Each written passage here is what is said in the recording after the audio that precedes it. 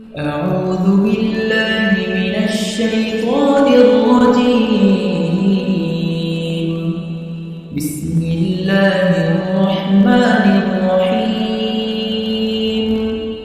الرحمن علم القرآن خلق الإنسان علمه البيان. الشمس والقمر بحسبان